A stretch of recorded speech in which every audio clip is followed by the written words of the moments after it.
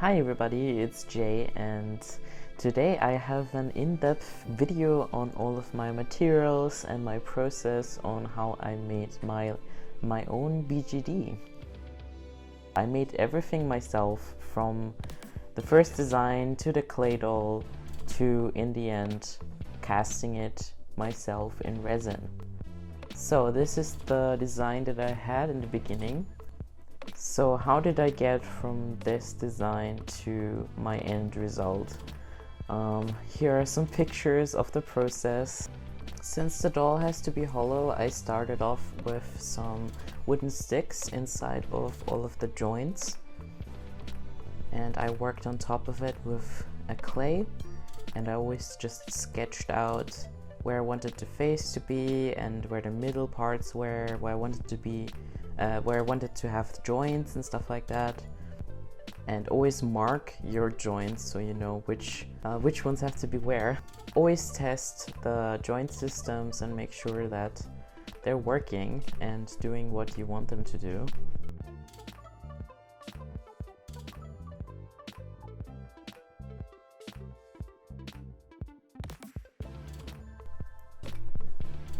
And for casting, you're gonna need some clay, and I did the method with Lego parts and I did use a vacuum chamber. You do not need to use one, but it just makes it much easier for getting rid of any air bubbles. That was probably it was the most expensive thing out of everything that I bought myself. I didn't buy the computer I used and the software I used for making the film, but that's something most people wouldn't use anyways. Not everyone is gonna make a stop motion animation. But yeah, this is the casted doll already.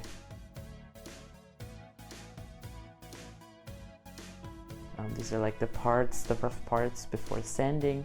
I did sand it down like a little bit, like the seams and everything, and drilled all of the tiny bits in the inside.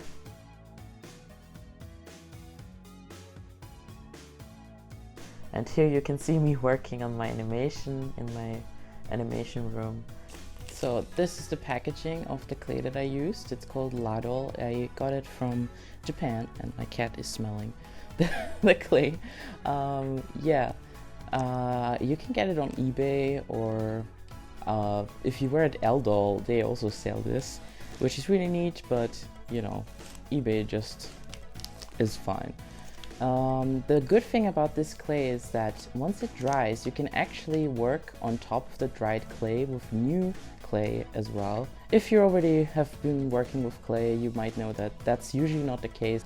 Every single clay, once you work on top of it, it creates like these air bubbles in the middle, like in between the already dried layers and the wet layers, and it's gonna fall apart. Yeah, so this one I guess has some fiber in it that attaches to the dry layer. I think it's a type of paper clay mixed with stone clay, so I don't know really what they do over there in Japan, but it's really cool. So this is the clay that I used for all of my project. So this is like my box with all of my sculpting and random materials. Here's also like a prototype that I did already ages ago, I think more than 2 years ago. But yeah, this is made with paper clay, which is way too hard and very like fibery. Like it has a lot of those like fibers at the edges when you sand it down, which I hate. So you know, I didn't end up using it. Then, okay, this is very crucial. Have a good X-Acto knife, or just any kind of really good cutting knife, very important. Then just any like sculpting tools like these. These are very cheap. I got them for like in like a set for not that much. But but these are very, very helpful as well for sculpting. Also in general, if you do clay sculpture, this is gonna come in handy very, very nicely. And now the most expensive tool, which you can see I used a lot, it's this. It's like a silicone tool that has a nip like this on one edge, which is amazing, and this one is like a I guess like a almost like a pencil nip, which is also silicone. I haven't cleaned all of these. I haven't used them in a while, but this was the most helpful tool out of all of them. And then of course you're gonna need yeah, I also have these like carving tools that help me with carving the doll. Yeah, also any kind of ball tools like these, like tiny ones or big ones, are really nice. And I don't have any at the moment, but lots and lots of different sanding sheets are very important, and keep a brush as well to like get all of the dust from the doll. I'm gonna insert like a clip of me sanding down my doll.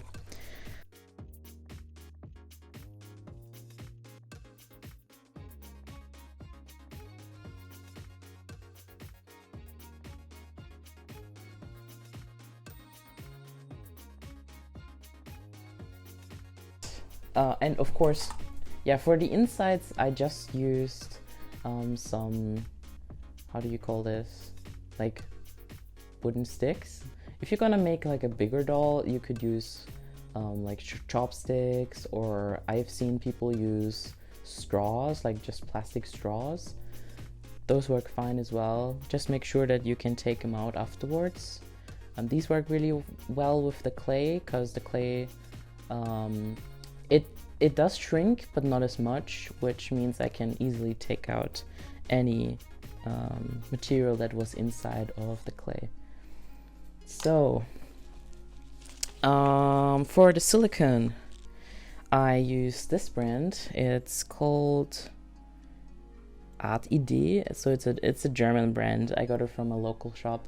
This was really alright. It has like this is like the main silicone part, and this is like the hardener. Yeah, this was fine. And for the resin, this is very crucial. I use this brand. It's called Esprit. I think it's a French brand, I'm pretty sure. And this is like half hardener and resin. And this one is very quick with hardening, so you have to be very fast. But the cool thing is that it dries completely white, and it's, as I said, very fast. So if you use a vacuum chamber, you have to work really fast with this stuff, but you get used to it. And yeah, talking about working with stuff like this, you always need a mask. There's no way around this. You need a good respirator. You just have to. I bought this ages ago for doing face ups, since I use MSC, so very important. Get yourself one. You don't want to get any diseases from breathing in any toxins. And of course also some gloves.